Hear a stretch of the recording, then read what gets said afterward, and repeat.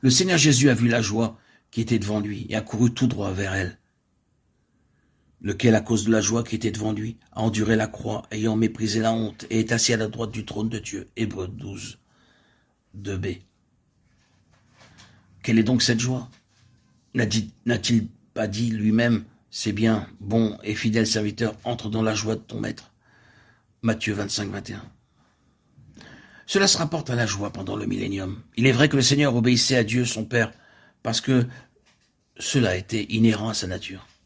Mais dans la Bible, nous trouvons un autre facteur. C'est que la récompense et la promesse divine, en particulier celle du royaume, avaient dans une certaine mesure une influence dans la vie de Jésus.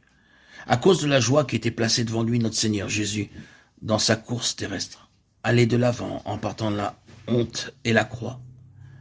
Comment se fait-il que dans ce passage de Hébreux 12.2, l'écrivain mentionne le nom de Jésus et non celui de Christ ou du Seigneur Jésus, qui est son titre après la résurrection, pour identifier l'auteur de notre foi et celui qui peut la parfaire? Nous savons que Jésus est le nom du Seigneur en sa qualité d'homme. C'est pourquoi Dieu nous dit de regarder à Jésus, parce qu'il veut que nous regardions le côté humain de notre Seigneur. L'obéissance à l'égard de Dieu est le côté divin de sa nature. Mais mépriser la honte et endurer la croix à cause de la joie qui était devant lui, c'est son côté humain. Le Saint-Esprit a inspiré l'écrivain dans ce passage pour l'appeler Jésus, nous révélant que cet aspect de la récompense a eu une influence sur le Seigneur en relation avec son humanité. Il est vrai que nous obéissons à Dieu parce que nous l'aimons. Mais il y a à cela un autre aspect lorsque nous réalisons que Dieu, pour nous encourager à lui demeurer fidèle, emploie la récompense. C'est pourquoi cela ne peut pas être faux pour nous, ses enfants, de le servir aussi fidèlement pour une récompense future.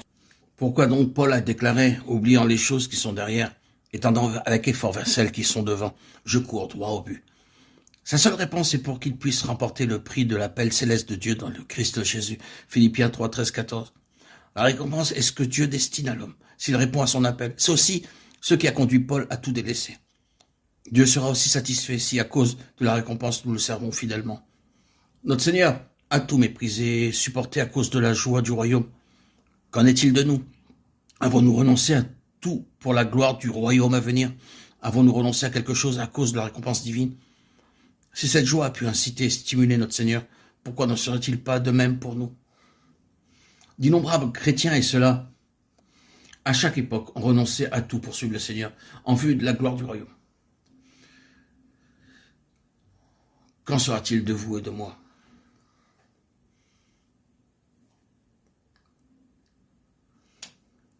Que signifie donc regarder à Jésus? C'est ne pas regarder à nous-mêmes. Regarder vers Jésus, c'est être tellement attiré par lui que la personne délaisse son monde intérieur et s'attache à celui qu'elle regarde. Vers quel Jésus devez-vous regarder? Vous regardez vers ce Jésus qui est à la fois l'auteur de notre foi et celui qui l'a conduit à la pleine maturité. Ce Jésus en qui tout est récapitulé. Le secret du progrès spirituel, c'est de savoir comment ne pas demeurer dans notre propre condition.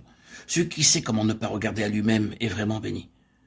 Que l'Esprit de Dieu nous accorde la révélation pour savoir ce que signifie regarder au-delà et comment ne pas avoir une mauvaise analyse de nous-mêmes.